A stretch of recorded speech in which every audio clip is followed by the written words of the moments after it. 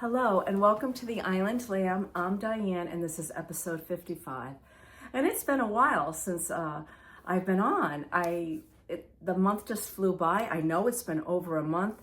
It's been an exciting month and I can't wait to catch you up and tell you all about it. And first I'll just start by saying I hope you're well. I hope you're having a good autumn. We've had an amazing autumn, and especially right now, and I started this video with some of the footage. The foliage is a little bit later, I think, and we had, the leaves are just turning, the grass died this summer, completely went dormant, and then it just all came back and it's lush and it's green, and the backdrop of some of the dried plants and the foliage and that green and the color of the sky and those two burning bushes we have in our yard and mums and pumpkins and just all those colors, it's been stunning. It's everything I love about October. It's crisp in the morning, it's cool at night, we can leave the windows open, the air has that crisp, fresh smell until you get into the forest. And as soon as you start walking a trail into the forest, you smell the decaying leaves, and you're crunching the leaves when you walk, and that has a completely different smell. And I love that smell. And in the morning, I've been getting up when it's still dark and lighting my little pumpkin spice scented candle and just sitting with it and watching. I don't really see the sunrise where we are, but I can see the glow of the sunrise, and it kind of just shoots across the ocean, and then it comes up over that little bit of a glen that's in front of that little valley that's in front of our house, and it just lights up that foliage. It's just been spectacular. I just had to share that with you. Okay, so last episode I went on and on and on and talked very little about knitting because I hadn't been doing much knitting. And I'm going to start by saying I haven't been doing much knitting still. However, I wanted to share a few things. So I'm wearing my beautiful Ingrid sweater, and I'm also including some photos because my husband and I took a beautiful walk just this weekend, and we walked up into the Enchanted Forest and down the approachway to the airport, and the light was beautiful. And we went to that sweet little red picnic table that's up there, and it's kind of peeling, and I just love the look of distressed wood and peeling paint and that red against the colors, and I think it was a good opportunity to shoot some pictures of the Ingrid sweater. So this is a petite knit pattern. I knit this the end of the summer last year, and I went back to get some information and some of my notes together for this episode, and it was interesting because when I talked about it, I was saying that it was like a meditation, that it kept me from the news, it kept me from worrying and thinking ahead, and it just kept me present. And it was nice to hear that because when I wear it, I feel peaceful in it. So I must have really worked that into the stitches. Does that happen to you? Have you ever knit something when you were stressed, really stressed, and it's really tight and you can kind of feel the angst in that piece? Or have you ever knit something when you were just so relaxed, when you were at the beach, or maybe you were just in your favorite cozy chair and it just flew off the needles and the drape is perfect and you can sense all that? That's how I feel about this sweater. lots of different, not lots, but a couple of different patterns. And again, you see that in the photo. But I put this into my knit companion, and I just, you know, you've got 1x1 rib, you've got 2x2 rib, you've got some trellis work where you have to kind of pay attention to the pattern, but it's pretty repetitive. And you can really see where, you know, the stitches are crossing. And then again, you had some more 2x2 rib, some, I think it was double seed stitch or moss stitch, top down, you start in the back, some short rows. It's just gorgeous. The pattern showed it to be a little bit more cropped. And yes, and I'm gonna stand for a minute so you can see, that might have been nice. See, I have it pretty long here, but when I tuck it up and if I had a belt on, I think I might have liked it a little cropped. So petiteknit has several other similar designs, and I might give another one of those a shot and maybe make it a little bit more cropped, because it doesn't look like the high-waisted trouser, jean, pant style is going anywhere soon. And I do like that style. I knit this in a La Bien-Aimée Wensley. This was the worsted, Wensley worsted. It's 100% wool, 3 different breeds. When I knit it, I didn't see the halo. It wasn't until I blocked it that I saw just a little bit of a halo, certainly nothing that's fluffing up. I've worn it several times. I noticed today there's a couple of little pills underneath the arm, which is not unusual. I'll hit it with my gleaner. And I just bought this sweet little, I'm not really a ruffle girl, but there was just something about this little denim shirt with a little ruffle. I thought it would be cute under this. I also, last year, bought that Harris tweed blazer, and I thought it would be fun, opened up with a tee and a big belt on it. So I thought I would try it out with you today. Let's see what else is going on with knitting. Well, I showed you my progress. I was working on 2 throws for our niece and for our nephew. And I used some inexpensive acrylic yarn that I got through Webs. It was, I'll put it here because I can't remember the name. But anyway, this was the one I had already finished. I showed this to you last time in this gorgeous pink for Ava. And all I have to do is weave in the ends for the one that is for Logan, Ava's brother. They're long, they're longer than they're wide, so I think they're gonna be perfect on the ends of their beds. I did this in garter stitch, though I did do a 1x1 for a couple of rows all the way around. So the bottom, when I first cast on, I did 3 rows, or maybe 2 or 3 rows of a seed stitch, and then I did 4 stitches on each side with the seed stitch, kept the stocking knit going, and then ended with a few rows of the seed stitch before I bound off. And I'm looking forward to giving these to the kids, and who knows, maybe that'll happen pretty soon. So that was on a size 13 needle. So that went fast, that was fun, that was mindless. I could just pick it up. I had it upstairs, downstairs, I had it all over the place. So I'm glad to have them done though. Working on a 13 needle, I definitely felt that even though I was on my Chow Goose, I put on 100 stitches, I believe, so you're pushing around a lot of stitches. And especially when I got to the end and I was doing the seed stitch, so knit a stitch, purl a stitch, knit a stitch, purl a stitch. I felt that, I'm feeling it in my hands. I finished it last night. As far as other knits, so I want to show you these socks, and then I want to tell you about a trip we took, because have you ever knit something, whether it be socks or a garment, and you look out and the scenery and your yarn seems to mimic each other? I'm showing you a little clip right now as we speak, because I worked on these socks while we were on a river cruise going up the Rhone River in France. And I was seeing all these colors pass by because we were going by these beautiful vineyards. The sky was a soft green. The water was a soft green in the river, and then the sky was really blue. And then these grapevines in this area grow up on the hills, so they're trellised. And I was seeing the brown vines, and they were also going through fall foliage. So I was seeing the foliage. I was just sitting and knitting.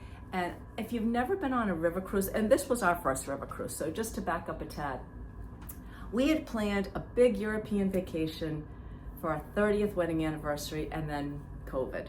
And we canceled it. Actually, we had it all booked. We canceled, we got a full refund.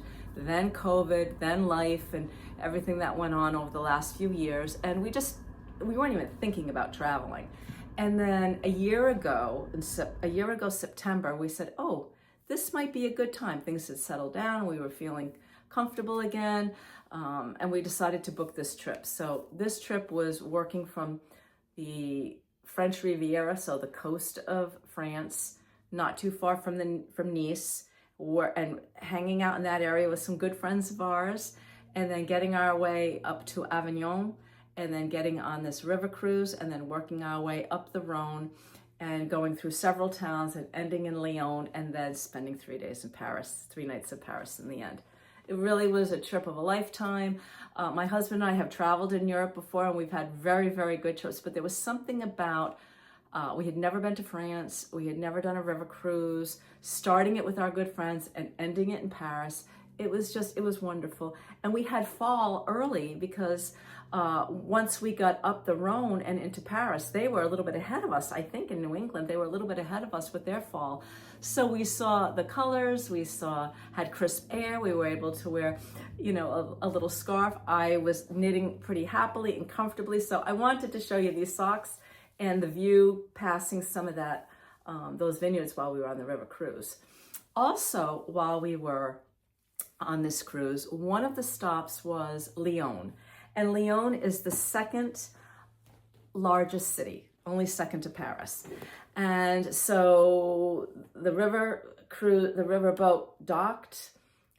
Most of the city of Lyon was on this side of the river, and on our side of the river was the beautiful Lyon University. Gorgeous buildings, beautiful university. Walk over the bridges and you're right in Lyon. And very easy to navigate and walk around. I had plans of trying to find Amy of La Bien Amie in Paris. But over the past year, she has closed her shop and she is just doing pop-ups. And she doesn't have another pop-up planned until May. So I'm like, well, I'm not going to drag my husband all over Paris looking for a yarn shop. While we're in Lyon, which is a little bit of a smaller area to navigate, I'll look for a yarn shop. And I found Happy Wool. And at Happy Wool, I decided to pick up, and not that I needed any yarn, just something, I wanted to pick up something that was going to be small and lightweight to fly home with and not too cumbersome, something I could start knitting right away, and something that would remind me of our trip to France and especially Lyon. And I wanted to maybe get something where I could make a little scarf for myself and then make another one for my mom so she would have a piece of that with me. So I did buy some Fildar. I'm gonna put my glasses on now. Some Fildar, and they had a lot of Fildar yarn. Do you remember that brand? I do. It's made in Italy, and this is their 100% natural silk mohair.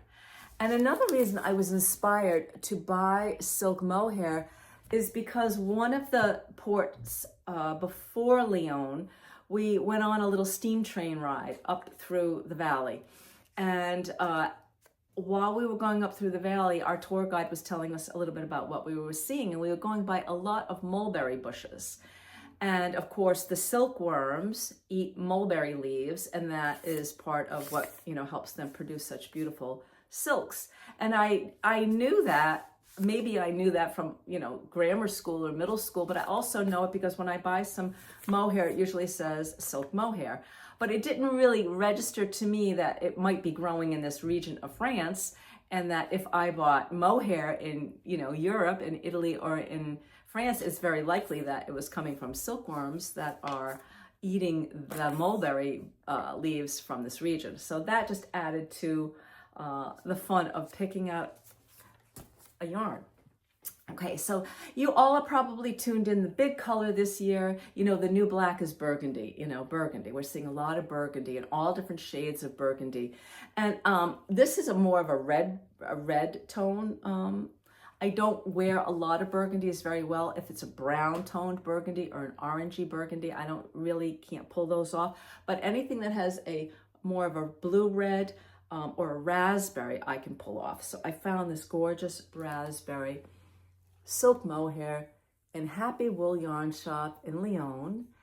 And I bought 4 skeins and quite a bit of yardage. Let's see, how much yardage? I'm sure you can get this online. 213 yards. So it was very similar to the mohairs that I buy here. I bought from Webb's, the La Bien-Aimée mohair, the Knitting for Olive, similar yardage. I will say though, it doesn't feel like the La Bien-Aimée. The La Bien-Aimée was much thinner and more shiny. This reminds me more of that silk mohair that I get when I order it from Webb's, the Valley yarn. I doubled it up and I'm making the Sophie shawl, which has a little I-cord detail on the beginning and the end of every row. You cast on 6 stitches. You're going to be increasing every so many rows, and then you'll stop increasing and then you start decreasing.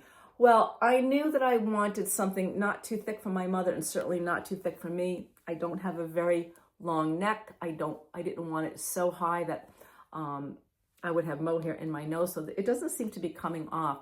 So what I did is I just did the increases until I got to about here. You can kind of see that's not too wide. I didn't put on the full number of stitches because you're adding stitches every so many rows. And then I'm just on a straightaway now. And my thought was to figure out where the center of that straightaway is going to be and then just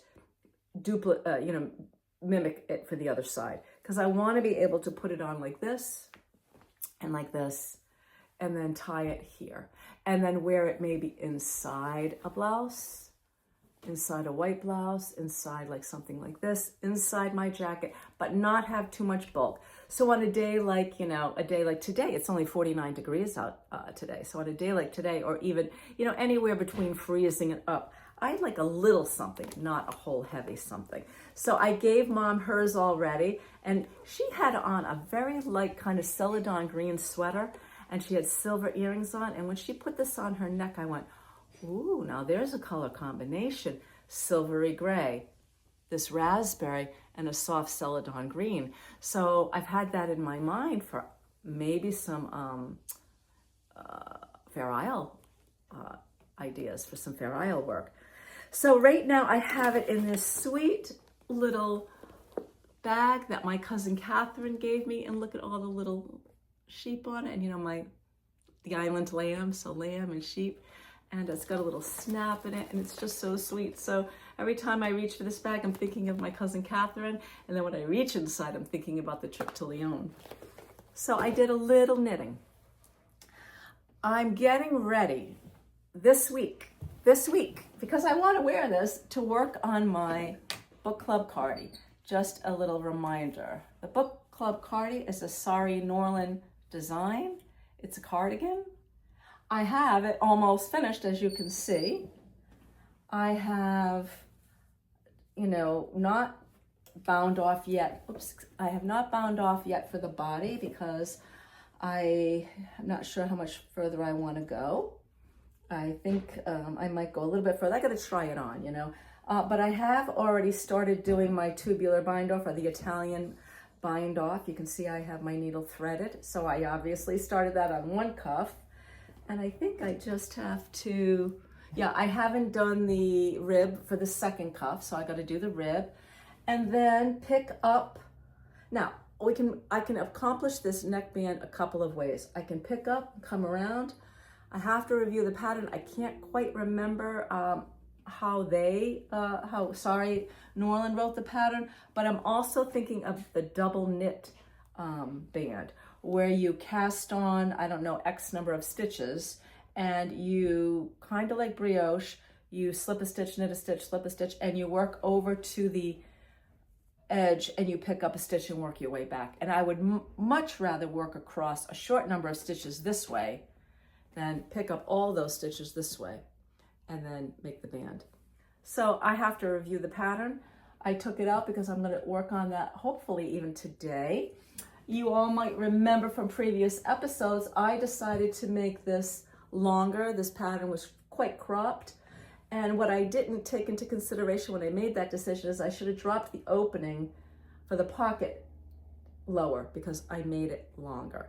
I'm not stressing about that right now. I'm going to get it finished, block it, try it on.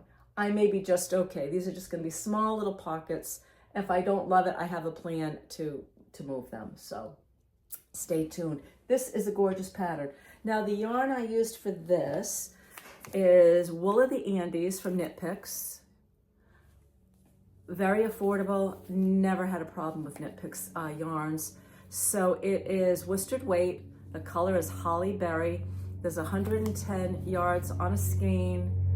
The recommended needle size for this yarn is a, oh, are they gonna give it to me in meter?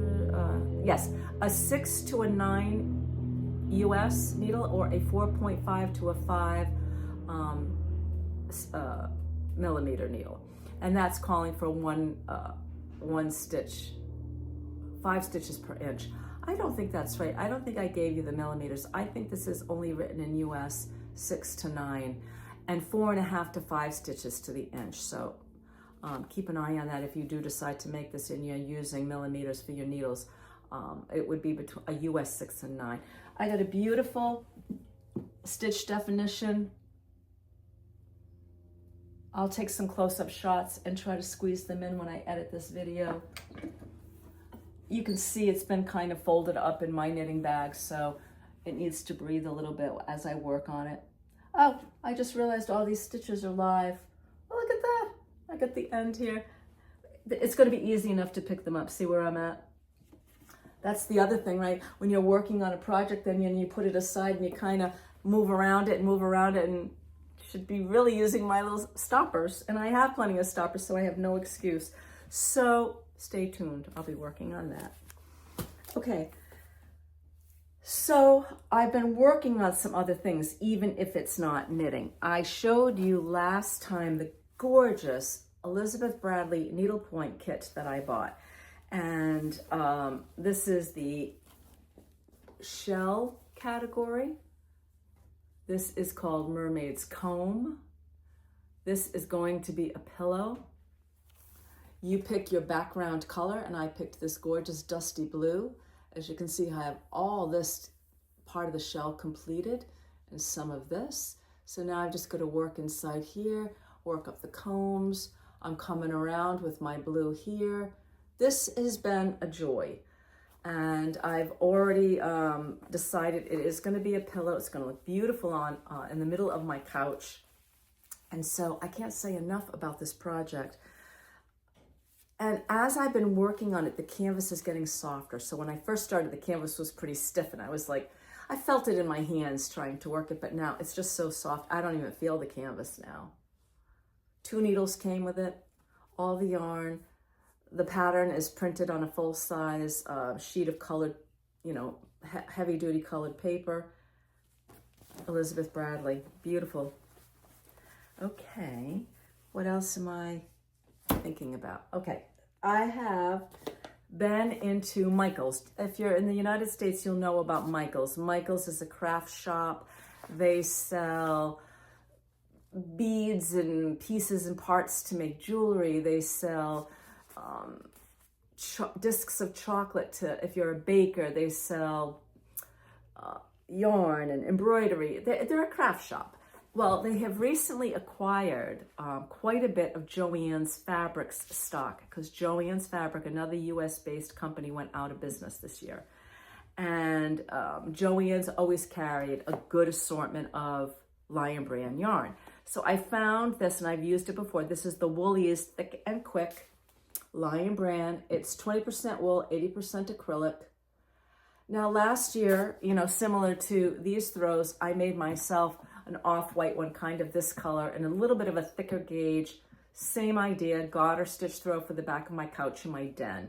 And when I saw this color, I thought it would be fun to just make maybe a couple of pillow covers to go on the couch. So I picked up 4 skeins of this. Now this was an acquisition I made last year. And this yarn has been on my mind, but it's interesting. I'm looking at it. It's been in the closet, and some interesting things are happening to it. So anyway, this is Drops Sky. It's a chainette, and I think we're going to have to be really careful. Can you see that? There's like a little pull.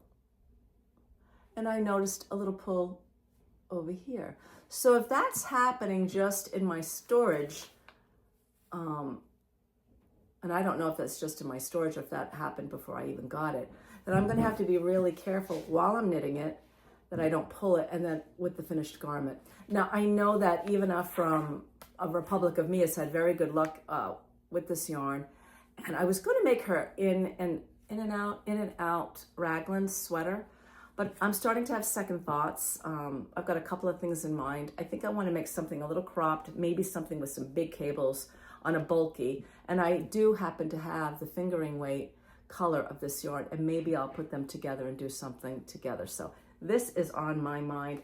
So get this completed. My orbits that I had on the mannequin last episode, I'm really close. I just have to fix the sleeve, and then I want to get this on the needles.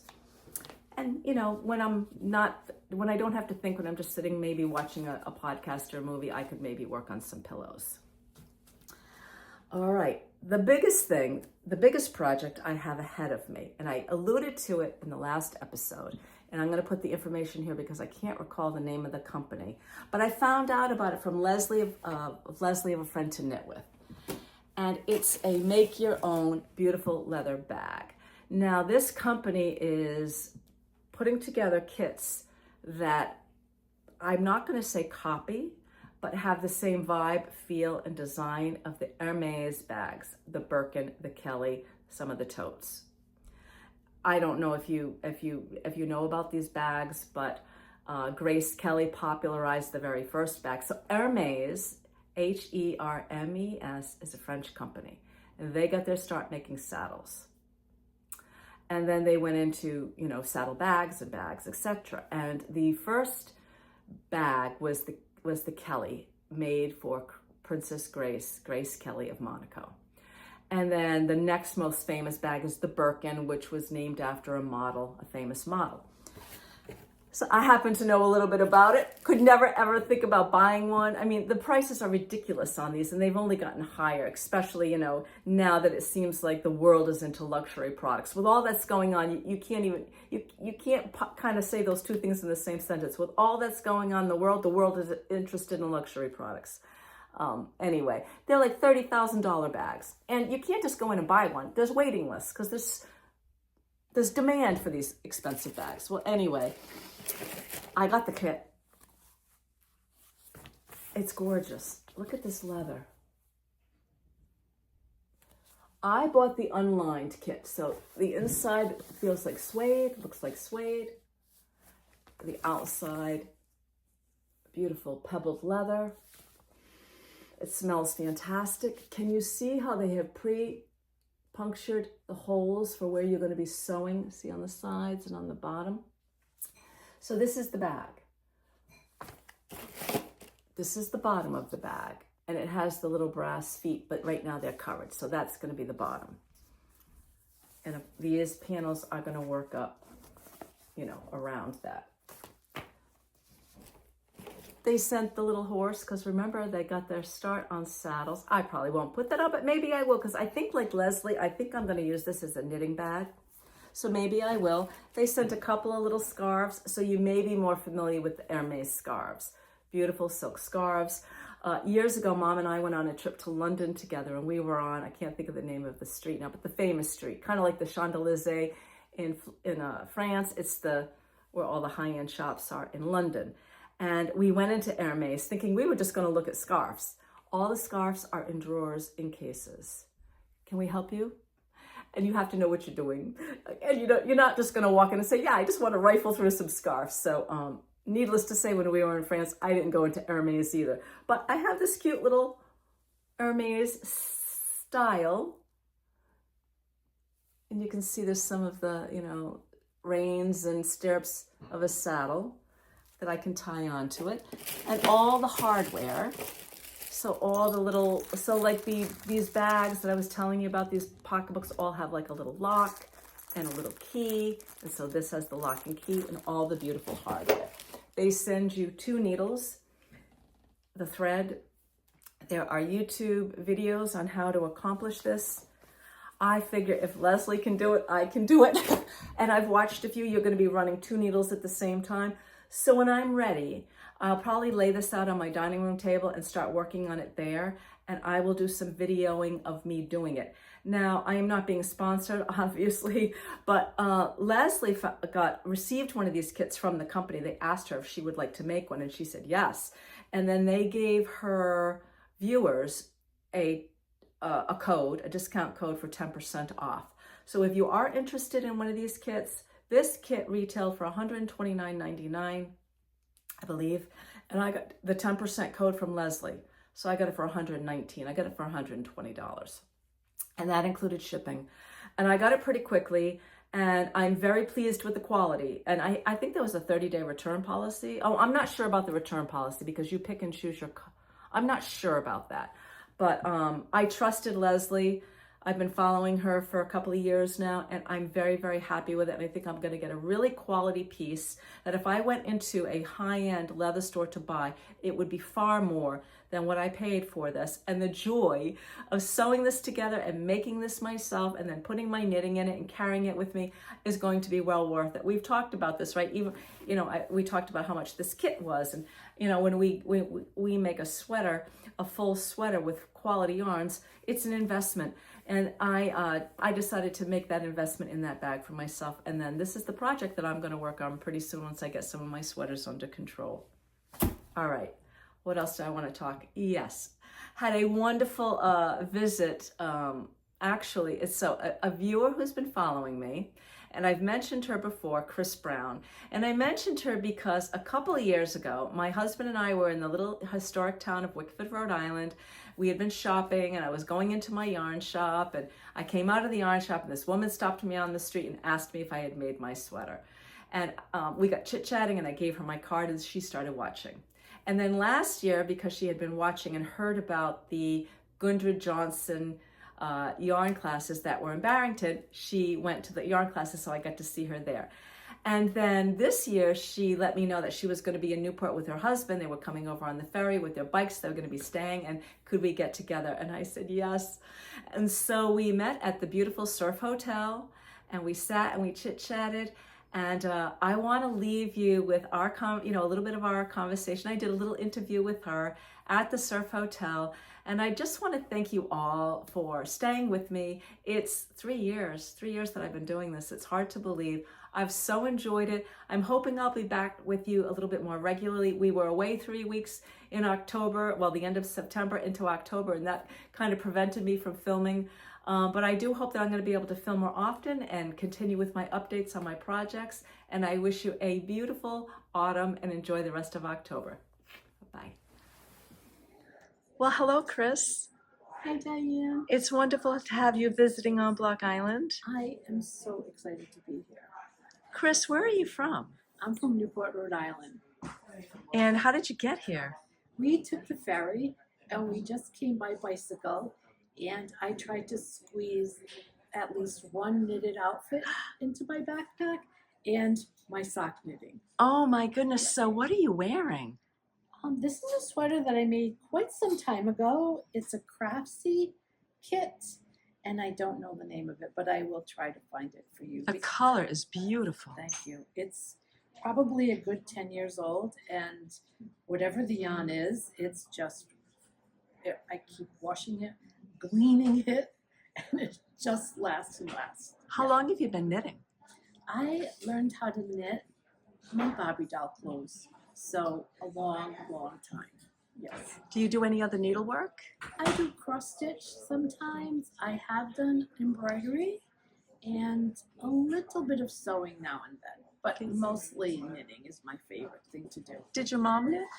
My mom taught me how to knit. Yes. Wonderful. Yeah. We have so much in common. I know.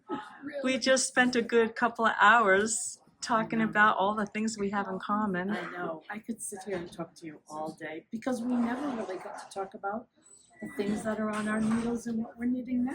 So we'll do this again soon. Yes, we will. Well, Chris, thank you so much, and happy knitting. Thank you. It's great to be here.